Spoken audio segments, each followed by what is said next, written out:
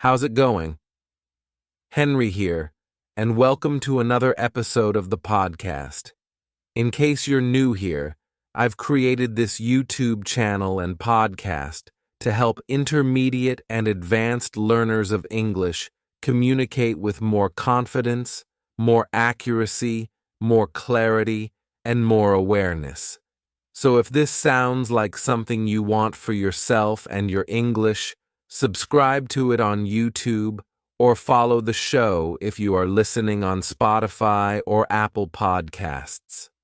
Before we get started with the topic today, I want to announce that I have decided to open my Black Friday deal again for my pronunciation course. As you guys know, I ran this deal last month in November. It was really successful, and many people later, when I closed the deal, when I closed the cart, sent me emails asking me to extend the time a little bit, because they missed the opportunity. So, it's the holiday season. So I decided to open up the Black Friday deal again for the pronunciation course. Now you have until January 1st, 2025, to buy the pronunciation course at a very special low price. Okay, so let me present to you the first reason why I believe learning English just for work is a bad idea. The first reason is because you risk associating learning English with something you're not passionate about. Look, I'm not going to generalize and say that most people hate their jobs. I'm not going to do that. But guys, I wasn't born yesterday. I've been around. I've talked to people. I've read. I've worked in companies. And I can say with certainty that many people don't enjoy their jobs, or they might like it enough to keep it because it pays the bills.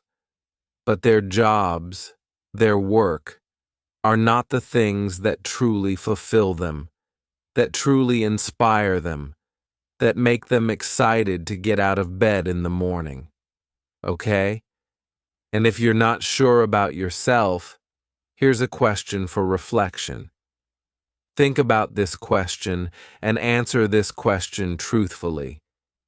Imagine money was not a problem for you. Money was not a problem for you and your family. You had all the money you needed for yourself, for your family, for generations to come. Money is not a problem. Would you still do the type of job or work you do nowadays if money was not an issue? Think about that. Would you work in the same company? Would you have the same boss? Would you maybe change fields, Or would you stay in the same field you are in right now? I'm going to go out on a limb here and say that many people would say, yeah, you know what, Henry? I would change something. That's for sure. Maybe I would change companies, or I wouldn't do this kind of work anymore. I would do this instead, because I was always passionate about this as I was a child, whatever it is. So I would say that many people, again, not most people, I'm not generalizing, but many people would change. All right, now, if you are one of the few people in the world that truly love what you do, that really gets excited about it on a regular basis, maybe you can't imagine doing anything else for work. This is what you were supposed to do all along. Kudos to you. Good for you. Appreciate that because I view this as a privilege. If you have this feeling of passion and excitement about your work, and your work is actually part of who you are, it's not something you do. It's something you are. Kudos to you. Be thankful for that. But I would say that for many people, that's not the case.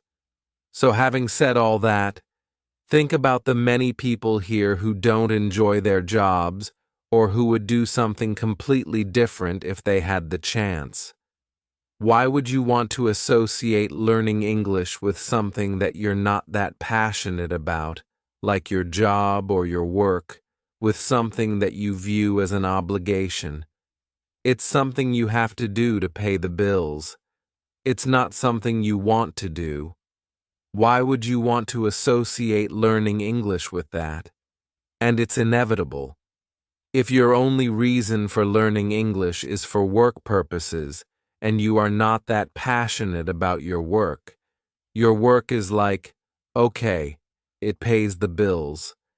If you have that kind of attitude, chances are, even subconsciously, you also have the same type of attitude towards your English learning.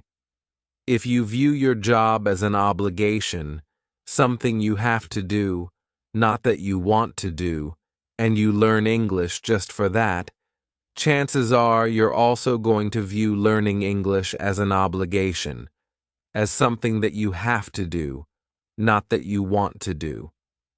All right, so what I want to propose here is, instead of having to learn English, you should want to learn English. When you want to learn something, your attitude, how you go about it, is completely different from if you have to learn something for a specific purpose. Now, the second reason why I believe learning English just for work is a bad idea is because I believe, guys, that learning English for work is not a compelling reason. It's not compelling enough, at least to me. You know, it's not compelling enough. It's not inspiring enough. I've already shared my story here on the podcast about how I started learning English. I started learning English at 15, and back then, I wanted to become bilingual. I wanted to be bilingual. I wanted to be able to use my native language and the English language very well. I wanted to learn the language of my favorite actors, my favorite musicians. I wanted to understand my favorite rock songs and my favorite bands when they sang. Yes, I knew that. It might lead me to better opportunities work-wise, but that was never at the forefront when I started. When I started, I just wanted to learn the language because I liked it. The media I consumed was always spoken in that language, and I wanted to be bilingual. That was the main drive when I started. Then later, when I got older and when I started working, I realized that knowing English was actually an advantage in many ways. But I only found out about that later. It wasn't my main drive when I started, okay? I believe that learning English just for work is not compelling enough. It's not inspiring enough, all right? And it's very extrinsic as well. Usually people who come to me for classes, for example, want to improve their English for work. You know, what is the main motivator there? You want a better job, you want a better position in the company, you want more money, more status. These are great things. Don't get me wrong. I mean, I like those things too. But can you see that they are very extrinsic? They are very external. Which brings me to the difference between intrinsic motivation and extrinsic motivation. Here's an image to better illustrate that. This image illustrates the difference between intrinsic motivation and extrinsic motivation. Let's look at extrinsic motivation first. You see there, if you are learning something or doing something and all you have is extrinsic motivation, that means that you are usually driven by outside external incentives and rewards. You are driven by rewards. You want to get something. That's why you're studying that thing. For example, you want to win. You see winning, You want to win in life, or you want perks at work. Perks are benefits, prizes, promotions, pay raises, and bonuses. You see, this looks more extrinsic. Now take a look at intrinsic motivation. And that's actually the type of motivation that I want you to start developing within yourself when it comes to you and your English learning, but also in life. Because intrinsic motivation is much more powerful than extrinsic motivation. Look at some characteristics there of intrinsic motivation and fun. You do something. You learn about something because it's fun. You like it. It's enjoyable. Self-expression. It's a way for you to express yourself fully to the world, who you are. Passion.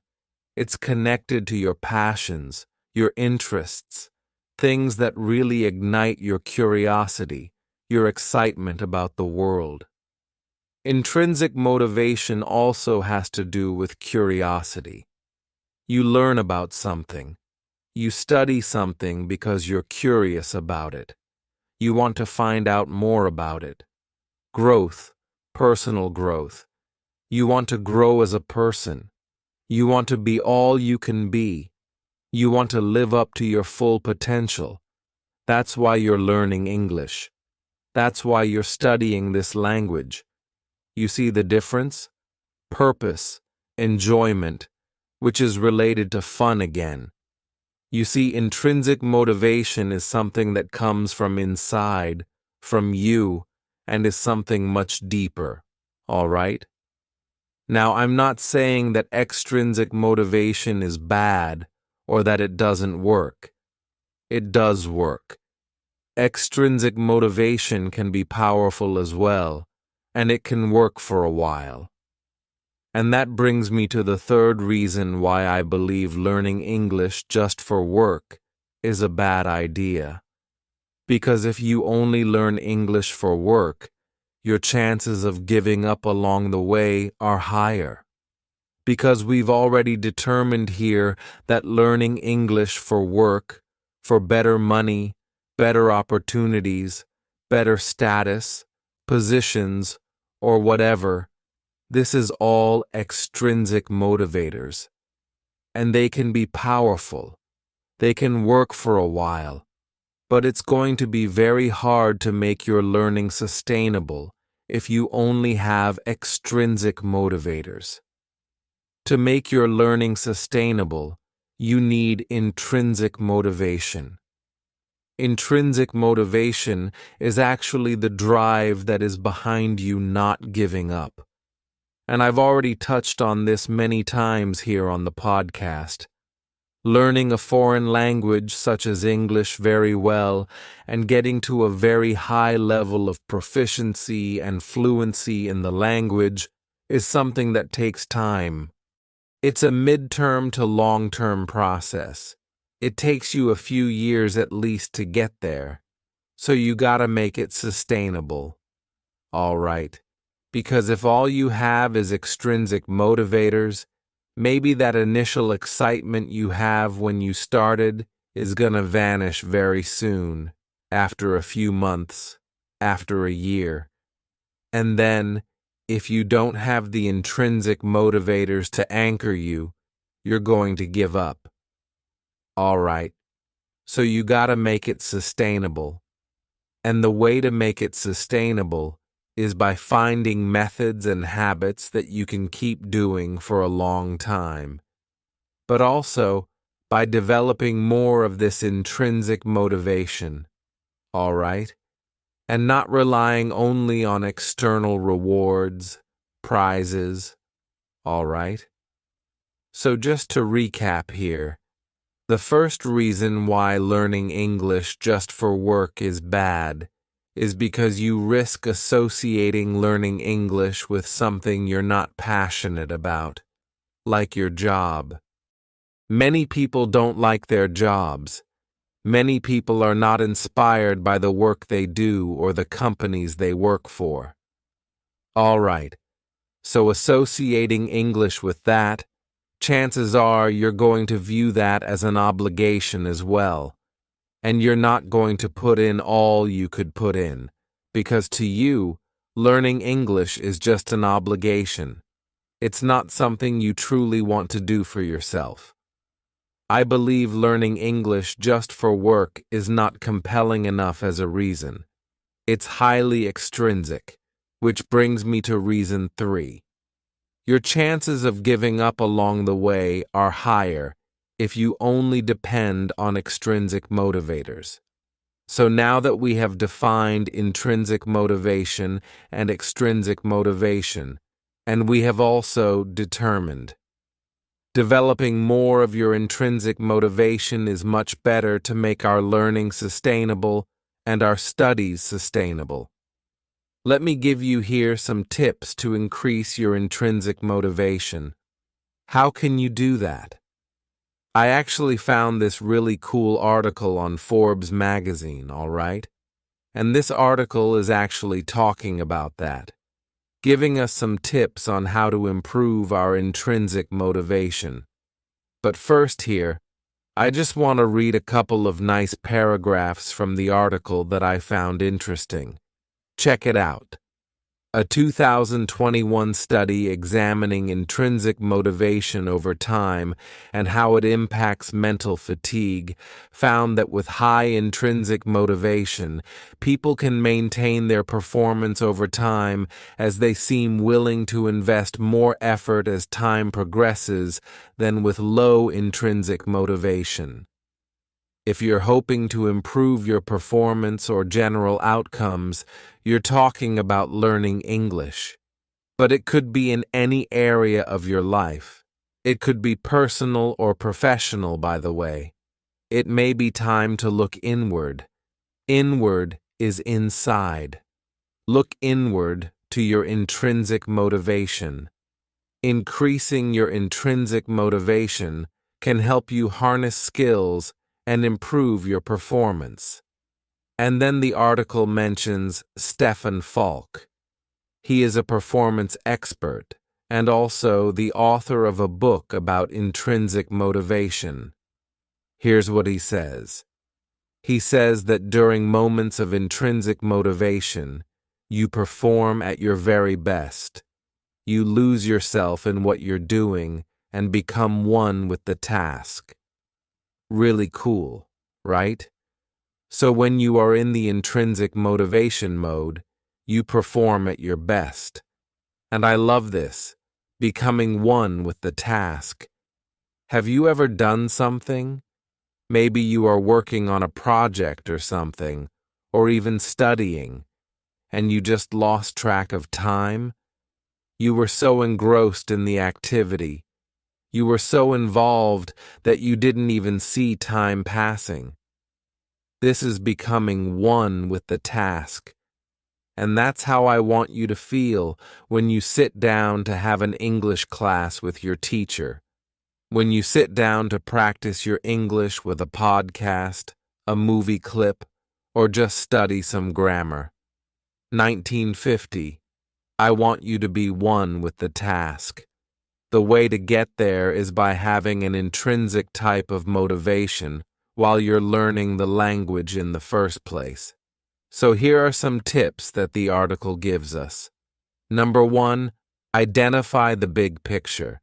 Understand how your actions fit into the big picture. If you don't feel like you're contributing value, you're more likely to become demotivated, as most people have a psychological need to feel their efforts aren't in vain. So it's very important for you to reflect on why you're learning English in the first place. What is the big picture of you becoming fluent in English? And how is this activity of learning English and improving your English adding value to your life, to your family, to you as a person? And how is it going to add value to your future? So you got to think about that. Reason number 2, or tip number 2, Start with easy tasks. Be action-oriented and strive to perform simple tasks immediately. The idea is to collect easy wins. I also call them small victories or small wins, right? Feel-good hormones are released in our brains when we check items off our to-do lists. This makes us feel accomplished and more motivated. So, as a suggestion here, maybe every morning you can write down a simple list of maybe 3 or 5 items related to English learning that you want to take off on that day. Maybe one of them could be listening to a podcast in English for 15 minutes. The other could be studying about a grammar topic you really struggle with. And the other could be having the class with your teacher if you have private classes or if you go to school. And then, as you do these tasks throughout the day, you just take them off. This is good for our brains, you know? We start feeling good about it because we feel like we are making progress. This reminds me also of that idea of making our bed in the morning. Yeah, I'm sure you have seen that before. The idea that the first thing you should do when you get out of bed in the morning is make your bed. Why? Because it already puts you in action mode for the day. And it's already a small victory, a small accomplishment or win that you have for the day. It's like the first item is already crossed, you know? Okay, my bed is made. It's organized. Now what's next? You see? Tip number 3, according to the article, is to avoid mindless repetition. Changing how you approach something organically makes it more interesting. The next time you're faced with what you deem as a mindless task, a boring, repetitive task, think about how you can make it more challenging. What can you do to make something feel exciting? For example, can you set a goal to achieve something faster with the same result or better? Learning English, for the most part, should be fun. But I also know that there are certain aspects of English learning that are not so fun. They're kind of boring, and it varies from person to person. Maybe for you, it's writing. You hate writing. Maybe for you, it's grammar. You hate studying grammar. You find it boring. Or maybe for you, it's pronunciation. You don't have the patience to really practice the sounds of English and really get them right. Whatever it is, there is at least one thing about English learning that you don't feel very passionate about, and that's okay. So with those things, how can you make them more interesting for you, more challenging? Think about that, all right? Tip number 4. Seek helpful opportunities. Practicing compassion benefits you in myriad ways. Myriad is like many ways, okay? Participate in activities that you find rewarding, especially if you're able to help someone or help a cause important to you. This will energize you and boost your confidence, increasing intrinsic motivation organically. One of the things I always talk about is how teaching English has helped me tremendously. It has helped me become a better speaker of English. And also, it's helped me like the language even more, and like learning about the language even more. Because now, I'm helping people improve their language skills in English. So if you are already at an intermediate level, find someone who is maybe a beginner or not as advanced as you, and help that person teach some things to that person. Be part of a community of like-minded people who are also interested in learning English. You get help from them. They also get help from you. All this is good for increasing your intrinsic motivation, okay? Tip number 5. It's a big one. Focus on solutions. Negative thoughts, when unmanaged, slow your brain down, increase your stress levels, and make it more challenging to solve problems. Overcome negative thoughts by focusing on solutions instead. Set aside 15 to 30 minutes each day for self-reflection. Self-reflection helps to decompress and better understand what's driving your feelings, allowing you to address those things as opposed to avoiding them, making you more equipped to find solutions and move forward.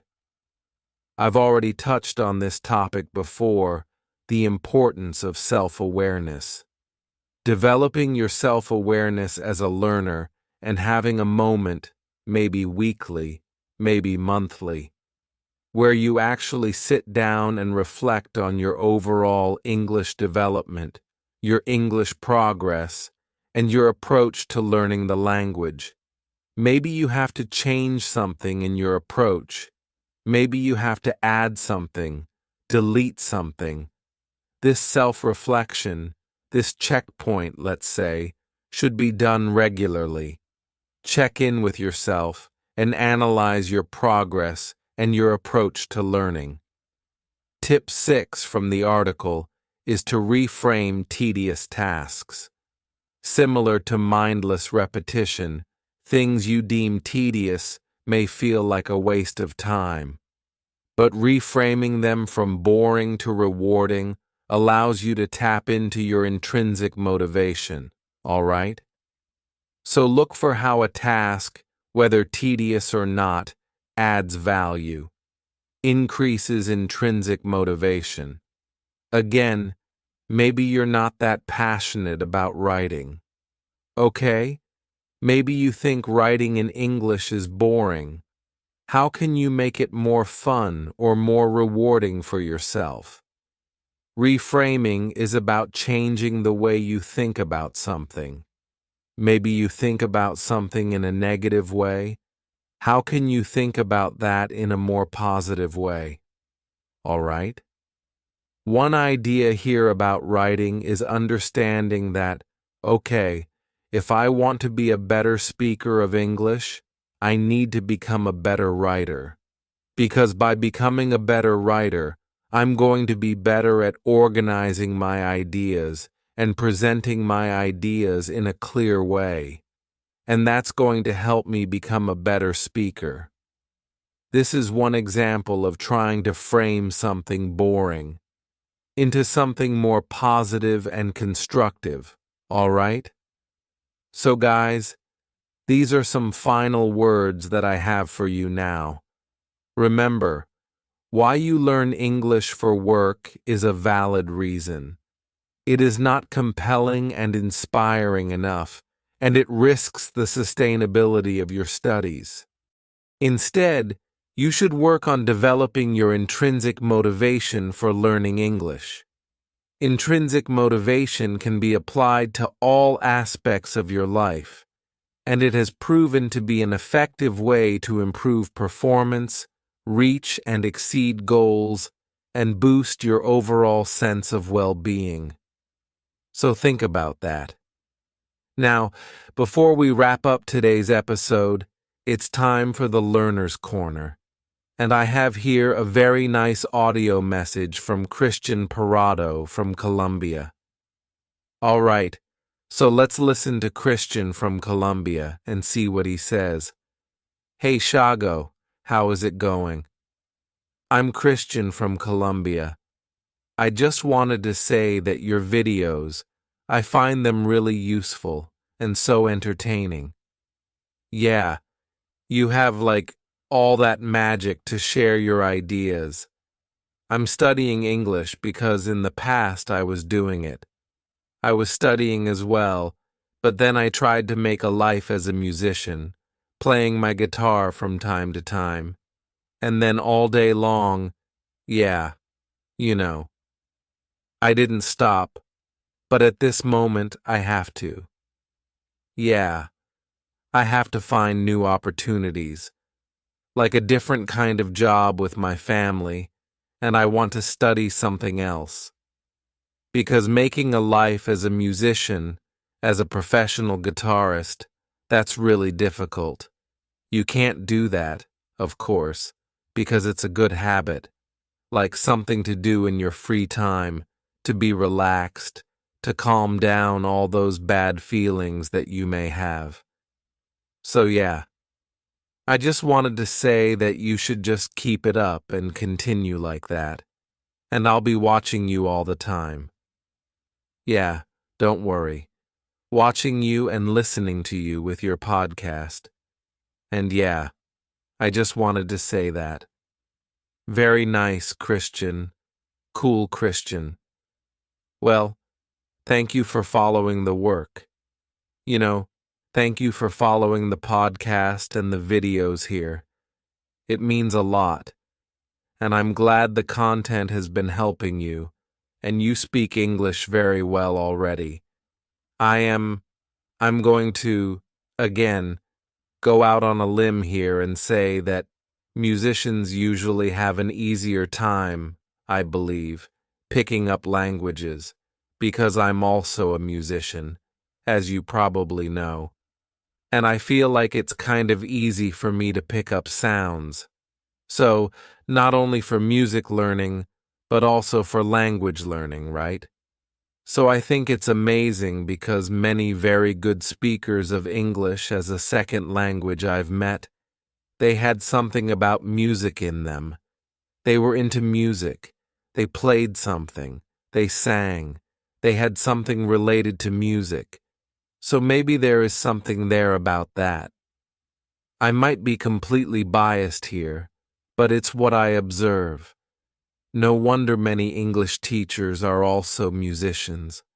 There are many. I think there are so many English teachers who play guitar, who sing, because I think there is something to it. There is something related to music and language learning for sure. I totally relate to what you shared here. For a while when I was younger, I also wanted to make it as a professional musician, but I realized that it wasn't going to be that easy. And then fortunately, I found English teaching, which became the main thing that I do. And nowadays, I can't imagine doing anything else. I mean, I am a teacher. Yeah, it's not just something I do, but I totally relate to what you shared here. And it's nice to keep music, even if as a hobby, right? Like you said, I mean, it keeps me sane. For example, personally, listening to music, playing music keeps me sane. So, it's important for me to do that, and it should do the same. Even if you're not going to pursue a professional music career for now. But Christian, thank you so much for sharing a little bit about you and sending us your audio message. Guys, thank you so much for listening to today's episode. I hope you found it useful. The best way for you to support my work in a free way is by subscribing to the channel here, liking the video, and leaving a comment, letting me know what you thought about today's topic and this idea of not learning English just for work, and also developing more of an intrinsic type of motivation to learn English rather than only extrinsic motivation. So leave your comments here, letting me know what you thought about it. And if you're on Spotify or Apple Podcast, you can leave me a 5-star review. And follow the show so you don't miss a single new episode. So I'm signing off. I'm Henry. Thank you so much. And I'll be talking to you very soon in the upcoming episode.